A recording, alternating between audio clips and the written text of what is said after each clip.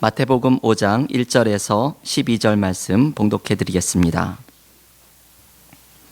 예수께서 무리를 보시고 산에 올라가 앉으시니 제자들이 나아온지라 입을 열어 가르쳐 이르시되 심령이 가난한 자는 복이 있나니 천국이 그들의 것이며 애통하는 자는 복이 있나니 그들이 위로를 받을 것이며 온유한 자는 복이 있나니 그들이 땅을 기업으로 받을 것이며 의에 줄이고 목마른 자는 복이 있나니 그들이 배부를 것이며 긍휼히 여기는 자는 복이 있나니 그들이 긍휼히 여김을 받을 것이며 마음이 청결한 자는 복이 있나니 그들이 하나님을 볼 것이며 화평하게 하는 자는 복이 있나니 그들이 하나님의 아들이라 일컬음을 받을 것이며 의를 위하여 박해를 받은 자는 복이 있나니 천국이 그들의 것임이라.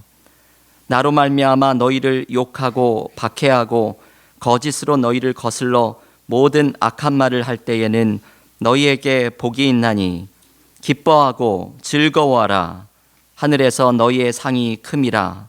너희 전에 있던 선지자들도 이같이 박해하였느니라. 오늘부터 마태복음 5장부터 7장까지 등장을 하는 예수님의 산상 설교를 10번에 걸쳐서 함께 묵상을 하려고 합니다. 산상 설교를 10번에 묵상을 하는 것, 이것 자체가 좀 쉬운 일이 아닙니다.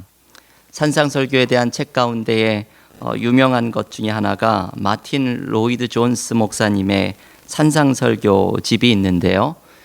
이분은 자신이 목회하시는 영국의 웨스트민스터 채플에서 60번에 걸쳐서 이 산상 설교를 매주일 설교를 합니다.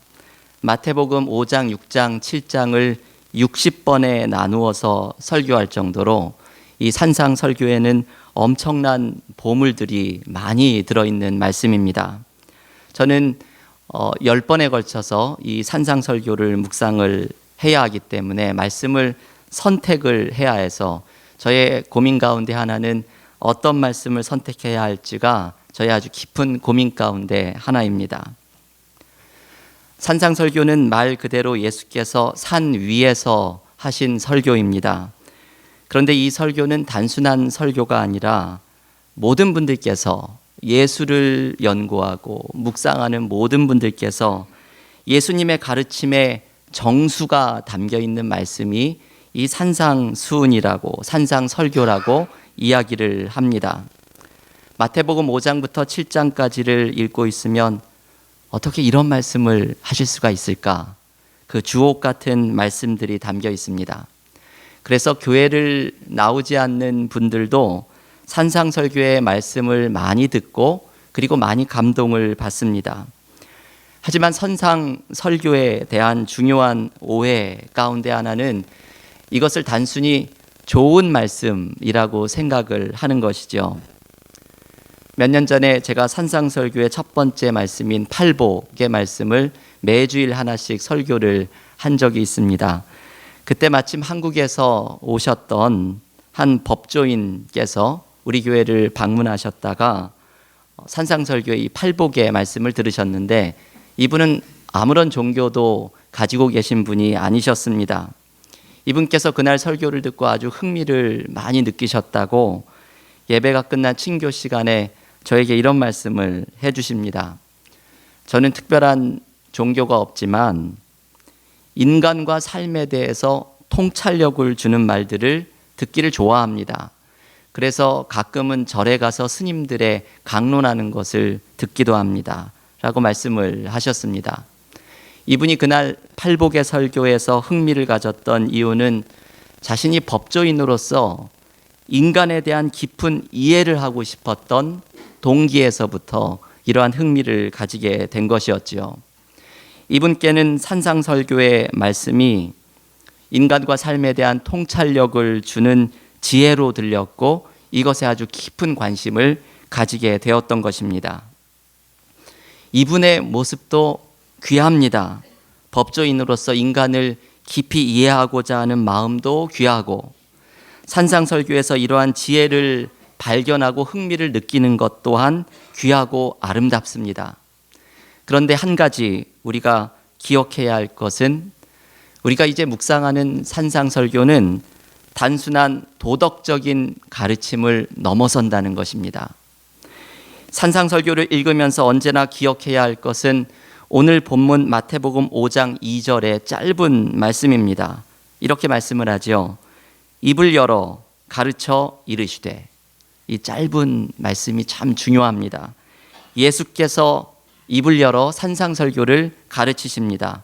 중요한 것은 누가 이 말씀을 가르치느냐 하는 것이 중요합니다. 산상설교의 권위는 그 말씀의 내용에 있는 것이 아니라 어떤 통찰력 있는 지혜에 담겨 있는 것이 아니라 이 말씀을 가르치시는 주님에게 산상설교의 권위가 놓여 있습니다. 그래서 독일의 신학자이면서 설교가인 헬무트 틸리케라는 분은 그의 산상설교 설교집인 현실과 믿음 사이라는 책에서 산상설교의 모든 말씀에서는 이 모든 말씀 속에 예수께서는 은밀히 자신을 가르치신다고 강조합니다. 아주 이게 귀한 통찰력의 말씀입니다. 앞으로 산상설교에서 등장하는 모든 말씀은 은밀하게 주님을 가리키게 될 것입니다. 제가 그것을 말씀드릴 때도 있을 것이고 말씀을 드리지 않을 때도 있을 것이지만 산상설교의 모든 말씀은 주님을 가리키게 될 것입니다. 그래서 산상설교에서 우리에게 이런 생각이 들 때가 있겠지요. 이 말씀을 도대체 어떻게 실천할 수 있을 것인가? 오른쪽 뺨을 맞으면 왼쪽 뺨을 돌려대라고 말씀하시는데 도대체 이 말씀을 어떻게 실천할 수 있을 것인가? 이러한 생각이 들 때에 이 말씀이 주님을 가리키고 있다는 것을 기억하십시오. 예수께서 이렇게 사셨던 분임을 발견하게 되면 산상설교의 의미가 보다 더 깊이 이해가 되게 됩니다. 그리고 더욱더 중요한 것은 산상설교를 통해서 이 말씀이 끊임없이 가리키고 있는 주님을 만나십시오. 올해 우리 교회의 목회 주제가 예수를 바라보자인데 앞으로 산상설교를 통해 이 모든 말씀의 배후에 서 계시는 주님을 만나고 주님을 바라보는 은혜가 우리 모두에게 넘치기를 기원합니다. 예수께서는 산상설교를 시작하는 첫 번째 말씀으로 8가지의 복, 8복에 대해서 말씀을 하십니다. 이것이 복에 대한 말씀인지라 차동엽 신부 같은 분은 이 산상수훈의 8복을 행복으로 가는 지름길을 알려주는 내비게이션이다. 그렇게 별명을 붙여놓습니다. 행복한 삶의 비결이 이 8가지 복의 말씀에 들어있다는 것입니다. 하지만 8복을 내가 행복해지기 위해서 이 8복의 말씀을 읽다 보면 이것이 왜 복인가 궁금해지는 말씀들이 참 많이 있습니다. 8복은 이렇게 말을 합니다. 마음이 가난한 것이 복이고 슬퍼하는 것이 복이고 온유한 것이 복이고 목마른 것이 복이고 불쌍히 여기는 것이 복이고 마음이 청결한 것이 복이며 화평한 것이 복이고 박해를 받는 것이 복이다 말씀을 합니다. 이 8가지의 말씀을 들으면 어떤 것은 이해가 되지만 어떤 것은 도무지 왜 이것이 복인지 이해가 되지를 않습니다. 우리가 생각하는 복이란 건강한 것, 장수한 것, 물질의 풍족함을 누리는 것, 삶의 안전을 경험하는 것, 이런 것들이 우리가 생각하는 복이기 때문입니다. 이러한 일반적인 우리가 생각하는 복을 하나님께서 우리에게 주시지만 8복은 우리에게 보다 근본적인 복을 가르쳐 주기를 원합니다. 이 8복의 복을 한 가지 한 가지 8가지를 따라가다 보면 결국은 여러분 남게 되는 것이 하나입니다. 그 하나는 바로 하나님 자신입니다. 마음이 가난한 자는 하나님을 얻게 되고 슬퍼하는 자는 위로하시는 하나님을 경험하게 되며 온유한 자는 하나님만을 의지하게 되고 목마른 자는 그 갈증을 채워주시는 하나님을 발견하게 되고, 불쌍히 여기는 사람은 나를 불쌍히 여겨주시는 하나님을 경험하고, 마음이 청결한 자는 하나님을 보게 되는 축복을 누리고, 화평한 자는 하나님의 아들, 딸이 되는 복을 누리며, 박해를 받는 자는 하나님 자신을 기업으로 받게 되는 복을 누리게 됩니다. 우리는 세상의 모든 사람들이 구하는 복을 간구할 때가 많지만, 만복의 근원이 되시는 하나님 자신을 복으로 받게 된다면 삶의 다른 모든 것들은 올바른 자리를 자리 잡게 됩니다. 하나님 자신을 복으로 구하게 되면 삶의 상황에 흔들리지 않는 평안과 기쁨을 경험하게 됩니다. 김기성 목사님의 산상설교에 대한 책이 삶이 메시지다 라는 책이 있습니다. 이 책에서 함석헌 선생의 시를 제가 한 편 읽게 되었습니다. 이 시의 제목은 님이 오신다 라는 제목입니다. 님이 오신다는 소식을 듣고서 이 시의 화자는 온갖 준비를 합니다. 집안 가득히 놓여있는 지저분한 것들이 너무 많아서 그것을 치우고 청소하려고 분주합니다. 그런데 아무리 쓸고 닦고 고치고 광을 내어도 수년 동안 쌓여져 있는 이 때들이 쉽게 벗겨지지를 않습니다. 그렇게 허둥지둥 되고 있을 때에 님이 벌써 오십니다. 그리고 님이 다정하게 이렇게 말씀합니다. 걱정 말아라. 나도 같이 쓸어주마. 나 위에 쓸 자는 그 방 내가 쓸어서 너에게 주마. 닦다가 닳아진 너의 마음 내가 닦아주마. 쓸지 닦지 하던 그 마음 그것조차 맘뿐이고, 님이 손수 쓸어주시고 나까지도 앉으라고 하시니 내 자랑이라곤 없소이다. 참 없소이다. 여러분, 이 시는 참 아름다운 시이지요. 님이 오시기 때문에 그렇게 닦으려고 애쓰던 것, 아무리 닦아도 닦아내지 못하던 것, 그것이 님이 오시니까 깨끗해진다고 이야기를 합니다. 우리가 이것을 모두 깨끗하게 닦아내야지 하나님께서 오시는 것이 아니라 하나님께서 오셔야 이 모든 것들이 깨끗해지게 됩니다. 하나님이 오시면 삶의 모든 것들이 제자리를 잡게 됩니다. 내 삶의 문제들, 내가 삶에서 감당해야 하는 것들, 내가 그것을 붙잡고서 내 힘으로 해결하려고 애를 쓰고 있지만 하나님께서 내 삶에 오시면 삶의 모든 문제들이 해결되고 제자리를 잡게 됩니다. 함석헌 선생의 이 시처럼 하나님께서 오셔서 내 삶의 문제를 함께 쓸어주시고, 닦고 닦다가 오히려 내 마음이 닳아져 버린 그 애달픈 마음을 닦아주시고 위로해 주시는 분이 하나님이십니다. 그래서 우리는 하나님께서 내 삶에 임하시기를 간구해야 합니다. 하나님이 내 삶에 임하시는 것이 최고의 축복입니다. 어제 새벽 기도에서 마침 이 말씀을 묵상하였습니다. 시편 144편 15절의 말씀입니다. 이러한 백성은 복이 있나니 여호와를 자기 하나님으로 삼는 백성은 복이 있도다. 이게 시편 144편이 가르쳐주는 최고의 복입니다. 하나님이 나의 하나님이 되고 나는 그분의 백성이 되는 것, 이것이 우리가 간구해야 할 최고의 축복입니다. 팔복의 말씀 가운데에서 오늘은 한 가지의 복을 함께 묵상을 하고 기도하려고 합니다. 다른 팔복의 말씀들은 제가 예전에 했던 혹시 설교를 참고를 해주시면 좋겠습니다. 오늘 우리가 함께 묵상할 말씀은 마태복음 5장 7절의 말씀입니다. 한번 성경을 펴신 분들, 그리고 주보 앞부분에 있는 요절의 말씀 한 목소리로 같이 읽어보겠습니다. 긍휼히 여기는 자는 복이 있나니 그들이 긍휼히 여김을 받을 것이미요. 아멘. 긍휼히 여긴다고 하는 말은 불쌍히 여긴다고 하는 말이죠.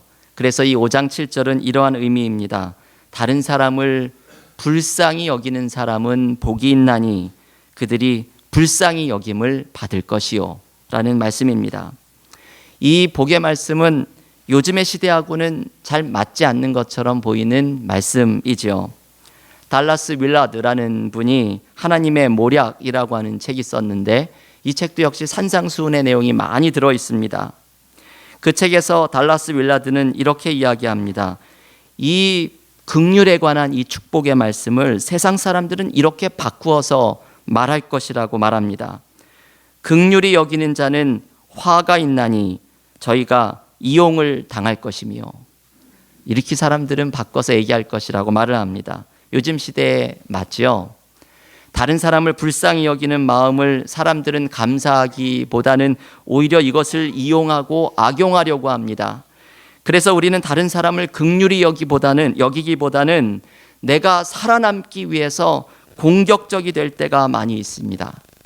하지만 예수께서는 긍휼히 여기는 사람이 복이 있다 말씀하십니다. 다른 사람을 불쌍히 여기는 마음을 가질 때에 내 삶에 얽혀져 있는 문제들이 풀어내지는 것을 경험하게 됩니다.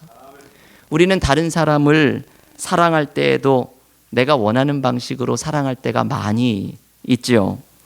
박혜조의 제목 없는 책이라고 하는 책에는 이런 글이 실려 있습니다. 눈먼 최선은 최악을 낳는다. 이런 이야기가 소개됩니다. 소와 사자가 서로에게 최선을 다하기로 약속을 하고 혼인을 했습니다. 이런 혼인도 가능하죠. 소하고 사자가. 소는 최선을 다해서 맛있는 풀을 날마다 사자에게 대접을 했습니다. 사자는 싫었지만 이것을 참고 먹었습니다. 사자도 최선을 다해서 맛있는 살코기를 날마다 소에게 대접했습니다.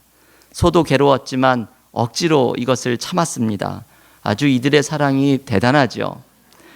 하지만 참을성에도 한계가 있는지라 둘은 자꾸 다투게 되었고 그리고 끝내는 헤어지게 되었습니다. 그들이 헤어지면서 한 말은 난 최선을 다했어 였습니다. 이 이야기를 소개해 주면서 저자는 상대를 배려하지 않는 최선은 최악이 될 수도 있습니다 라고 이야기를 합니다. 우리의 사랑도 얼마나 나 중심의 사랑이 될 때가 많이 있습니까? 예수께서는 우리가 누군가를 사랑할 때에 나를 보지 말고 상대방을 바라볼 것을 말씀하십니다. 상대방을 바라볼 때에 우리에게 필요한 것은 긍휼의 마음으로 그 사람을 바라보는 것입니다. 내가 누군가를 불쌍히 여기는 마음으로 바라본다면 이해하지 못할 것이 없고 사랑하지 못할 것이 없습니다. 어느 주일 아침에 뉴욕의 지하철에서 한 남자가 어린 아이들을 많이 데리고 탔습니다. 자녀들을 3-4명을 데리고 탔는데 이 아이들이 1분도 안 되어서 지하철을 난장판으로 만들어버리기 시작했습니다. 어떤 애는 통로를 내달리고 어떤 애는 바닥에서 씨름을 하고 시끄럽게 소리를 질러댔습니다. 그런데 이 아버지는 아무런 조치도 취하지 않고 그냥 내버려 두었습니다. 승객 가운데 한 명이 마침내 참다가 애들 아빠에게 이렇게 말을 했습니다. 애들에게 좀 자리에 와서 앉으라고 좀 말해 주십시오. 그랬더니 애들 아빠가 이렇게 대답을 했습니다. 저도 어떻게 하기는 해야겠는데 우린 지금 막 병원에서 오는 길입니다. 아이들 엄마가 1시간 전에 세상을 떠났어요. 나도 이 애들을 데리고 어떻게 해야 할지 모르겠습니다. 이 말을 듣자 아이들을 진정시켜 달라고 했던 승객이 자신이 참 부끄러워지는 것을 경험했습니다. 우리가 상대방이 처한 상황을 가슴으로 느낄 수 있다면 그 사람을 불쌍히 여기는 마음을 가지고 그 사람을 볼 수 있는 눈이 열린다면 우리의 생각은 많은 것들이 달라지게 될 것입니다. 우리가 다른 사람을 긍휼히 여기는 것은 예수께서는 이것을 명령으로 우리에게 주고 계시지는 않습니다. 우리에게는 다른 사람을 긍휼히 여길 수 있는 이유가 있습니다. 하나님께서 우리를 먼저 불쌍히 여겨주셨기 때문입니다. 하나님은 우리를 사랑하실 때에 당신의 기준으로 우리를 사랑하시지 않고 나를 불쌍히 여기시는 마음으로 우리를 사랑하십니다. 만약에 하나님이 당신의 기준에 그 잣대를 들이대시면서 그 기준에 맞을 때에 나를 사랑하신다면 우리 가운데 단 한 사람도 하나님의 사랑을 받지 못할 것입니다. 하나님은 우리를 한없이 불쌍히 여기시고 그래서 나 같은 죄인을 구원하기 위해서 십자가에서 자신을 내어주시는 사랑을 보여주십니다. 하나님의 불쌍히 여기심이 없다면, 하나님이 나를 불쌍히 여겨주시지 않는다면 우리는 단 하루도 살아갈 수 없는 존재들입니다. 저는 브래넌 매닝이라는 사람의 이 이야기를 참 좋아합니다. 브래넌 매닝은 수많은 사람들에게 하나님의 사랑을 경험하게 만들었던 사역자였지만 정작 이분은 평생을 알코올 중독의 문제로 씨름하고 힘들게 살았던 분이십니다. 그의 자서전 모든 것이 은혜다라는 책에는 이 알코올 중독의 문제를 가감없이 그대로 드러내고 있습니다. 이분의 삶은 2발자국 하나님 앞으로 나아갔다가 그리고 3발자국 뒤로 물러나기를 반복하는 끔찍한 삶의 여정이었습니다. 은혜를 받고 사역의 열매가 넘쳐 흐르는, 그래서 앞으로 2발자국 나갔다가도 다시 알코올 중독과 이것 때문에 이혼을 경험하고 삶의 문제가 찾아오고 그래서 3발자국 뒤로 후퇴하는 삶을 계속해서 반복했습니다. 그런데 이 모든 것 속에서 매닝이 발견한 것은 그런 끔찍한 자신을 언제나 집으로 환영해 주시는 하나님의 기이한 은혜였습니다. 이분이 정확하게 이 표현을 쓰죠. 하나님의 기이한 은혜, 도무지 이해할 수 없는 기이한 은혜. 나같이 똑같은 잘못을 계속해서 반복하는 사람을 언제나 하나님께 나아갈 때마다 품어주시는 하나님의 기이한 은혜입니다. 이러한 하나님의 사랑은 우리 편에 내가 무언가 내세울 만한 선한 것이 있어서가 아니라 하나님께서 우리를 그저 불쌍히 여겨주시기 때문입니다. 이것이 은혜입니다. 그래서 브래넌 매닝은 자서전의 제목을 모든 것이 은혜다라고 정합니다. 교우 여러분, 하나님은 우리를 한없이 불쌍히 여기십니다.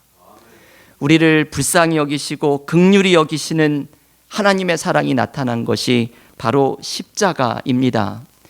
예수께서는 십자가에서 우리의 모든 쓴물을 받아내 주십니다. 이것은 아무런 조건이 없는 사랑입니다. 하나님이 나를 불쌍히 여기시는 이 사랑을 경험한 사람은 우리 또한 다른 사람을 긍휼히 여기는 사람으로 세워져야 합니다. 하나님께서 나에게 그렇게 하신 것처럼 나도 나의 기준으로 다른 사람을 바라보지 않고 하나님이 긍휼의 눈으로 나를 바라보시듯이 나도 다른 사람을 긍휼의 눈으로 바라볼 때에 내 삶에 얽혀져 있는 문제들이 풀어내지는 축복과 은혜를 경험하게 될 것입니다. 오늘 예수께서 우리에게 들려주시는 이 음성을 들으십시오. 긍휼히 여기는 자는 복이 있나니 그들이 긍휼히 여김을 받을 것이며. 긍휼히 여기는 자의 축복이 우리의 가정과 일터와 공동체에 넘치기를 간절히 축원합니다. 하나님, 오늘부터 저희가 산상설교의 말씀을 묵상합니다. 이것이 어찌나 귀한 말씀인지 주옥 같은 주님의 말씀이지만 이 말씀을 대할 때에 우리 가운데 과연 이 말씀을 어떻게 실천할 수 있는지 두려움과 염려가 또한 일어나기도 합니다. 이번 산상설교의 묵상을 통해서 나의 마음속에 들려주시는 한 말씀을 붙잡게 하시고 그 말씀을 실천하며 살아갈 때에 우리의 삶이 온전하게 변화되어지는 축복을 누리게 하여 주시옵소서. 이 산상설교를 통하여서 이 말씀 뒤에 서 계시는 예수를 만나고 예수를 바라보는 축복을 누리게 하여 주시며 팔복의 말씀에서 우리에게 가르쳐 주신 것처럼 복 가운데 최고의 복이 하나님께서 내 삶에 임하시는 것을 기억하면서 하나님을 바라고 하나님을 의지하며 하나님을 간구하며 나아가는 최고의 축복이 우리의 삶 속에 넘치게 하여 주시옵소서. 또한 긍휼히 여기는 자가 복이 있다 말씀하셨사오니 나를 불쌍히 여겨주셔서 사랑하시며 당신의 긍휼하심 속에 우리의 삶을 살아가도록 인도해 주시는 하나님의 은혜를 기억하면서 나 또한 내 주위에 있는 사람들을 긍휼의 눈으로 바라볼 수 있는 축복이 우리 모두에게 넘치게 하여 주시옵소서. 예수님의 이름으로 기도하옵나이다. 아멘.